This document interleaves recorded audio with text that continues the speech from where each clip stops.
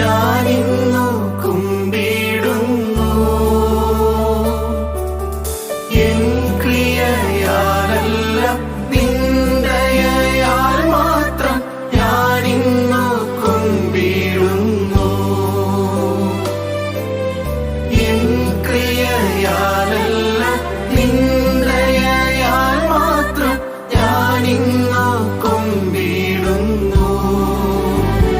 യേശു രാജാവിനു സ്തുതി, രാജാവിനു സ്തോത്രം, ഉന്നതങ്ങളിൽ സ്തുതി. സൃഷ്ടികൾ വാഴ്ത്തട്ടെ, ശുദ്ധർ വണങ്ങട്ടെ, ഉന്നതനാം യേശുവേ. വേഗം വരുന്ന നമ്മളുടെ കർത്താവായ യേശുക്രിസ്തുവിൻ്റെ ധന്യനാമത്തിൽ എല്ലാവർക്കും സ്നേഹവന്ദനം.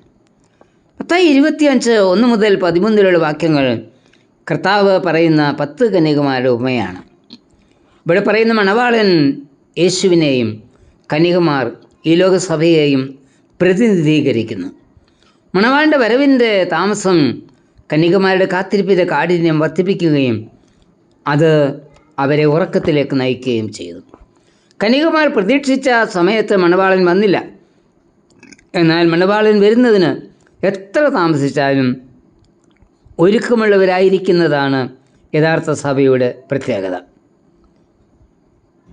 ഒരുക്കത്തിന് എത്രയും പ്രാധാന്യം ഉണ്ട് എന്ന് ഈ ഉപമ നമ്മെ ഓർപ്പിക്കുന്നു.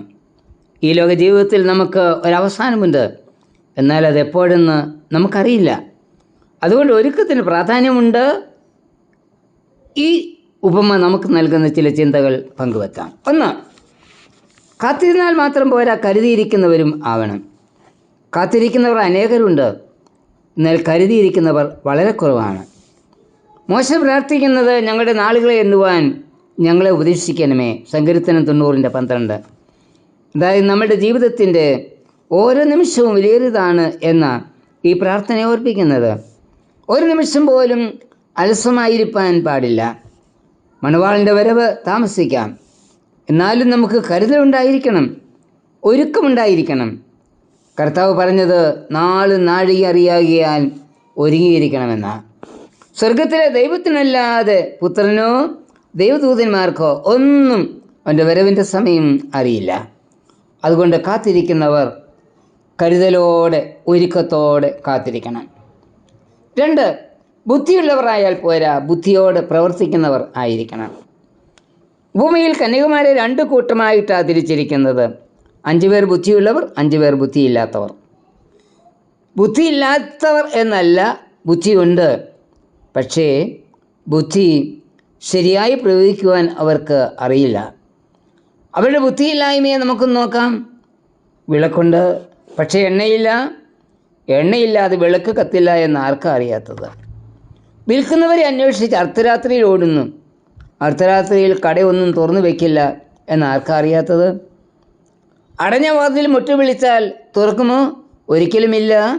കാരണം അകത്ത് പ്രവേശിക്കുവാനുള്ള എല്ലാവരെയും അകത്ത് പ്രവേശിപ്പിച്ച് കഴിഞ്ഞു. വാതിൽ അടഞ്ഞു കിടക്കുന്നത് കണ്ടാൽ ചിന്തിക്കണം, ഇനി വാതിൽ തുറക്കില്ല. ബുദ്ധി ദൈവം നമുക്ക് ദാനമായി നൽകിയതാണ്. അത് ശരിയായി ഉപയോഗിക്കണം. പഠിക്കേണ്ട സമയത്ത് പഠിക്കണം, കൃഷി ചെയ്യേണ്ട സമയത്ത് വിത്ത് ഇറക്കണം, കതിര് വരുന്നതിന് മുൻപ് തന്നെ വളം ഇടണം. അങ്ങനെ ചെയ്തില്ല എങ്കിൽ കൃഷി കൊണ്ട് യാതൊരു പ്രയോജനവും ഉണ്ടാവില്ല. ഇത് നമുക്കെല്ലാവർക്കും അറിയാവുന്നതാണ്. ദൈവം നൽകിയ ബുദ്ധി തക്ക സമയത്ത് ഉപയോഗിക്കണം, അപ്പോഴാണ് ഫലം ലഭിക്കുന്നത്. 3, വിളക്ക് മാത്രമല്ല, വിളക്കിൽ എണ്ണയും വേണം. വിളക്കും എണ്ണയും ക്രിസ്തീയ ജീവിതവുമായി ബന്ധപ്പെടുത്താം.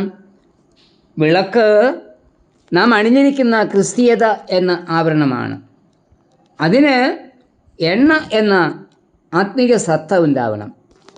ആത്മീക സത്ത ഇല്ലാത്ത ക്രിസ്തീയത കൊണ്ട് ഒരു കാര്യവുമില്ല.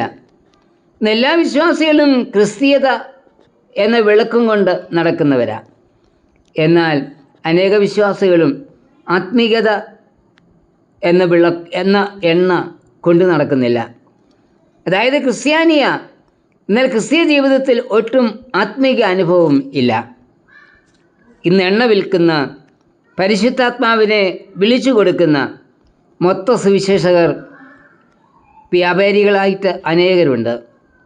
എന്നാൽ അവരിൽ നിന്നും വാങ്ങിക്കാവുന്ന ഒന്നല്ല ആത്മീകത. അത് യേശുവിൽ അടിയുറച്ച ജീവിതശൈലിയിൽ ഊന്നി യാത്ര ചെയ്യുന്നവർക്ക് മാത്രം ലഭിക്കുന്നതാണ്.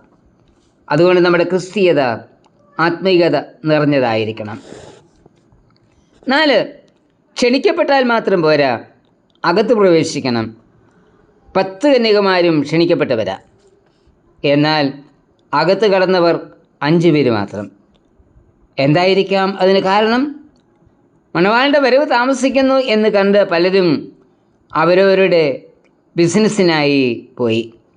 ഒരുത്തൻ കാളയെ നോക്കുവാൻ പോയി, ഒരുത്തവൻ വസ്തു വാങ്ങുവാൻ പോയി, ഒരുത്തൻ ഹണിമൂണിന് പോയി. മണവാളൻ്റെ വരവ് താമസിച്ചപ്പോൾ അവരുടെ പദ്ധതികളെല്ലാം തകിടമറിഞ്ഞു. അവരവരുടെ പണിയൊക്കെ പൂർത്തീകരിച്ചു വന്നാൽ മതി എന്ന് അവർ ചിന്തിച്ചു. പണി പൂർത്തീകരിക്കുവാനും ഒത്തില്ല, മണിയറയ്ക്കുള്ളിൽ പ്രവേശിക്കാനും ഒത്തില്ല.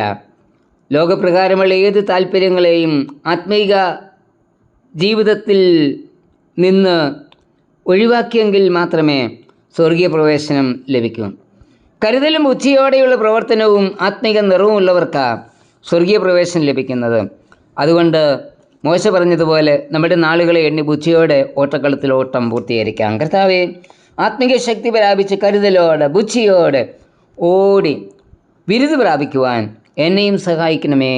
ആമേൻ.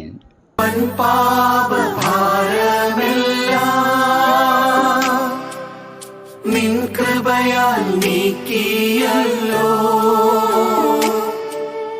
വൻ പാപഭാരമെല്ലാം, നിൻ കൃപയാൽ നീക്കിയല്ലോ നിന്നിതരാമെന്റെ ശാപങ്ങൾ നീ നീക്കി നിൻ മകനാക്കിയല്ലോ. നിന്നിതരാമെന്റെ ശാപങ്ങൾ നീ നീക്കി നിൻ മകനാക്കിയല്ലോ. യേശു രാജാവിനു സ്തുതി, രാജാവിനു സ്തോത്രം, ഉന്നതങ്ങളിൽ സ്തുതി. സൃഷ്ടികൾ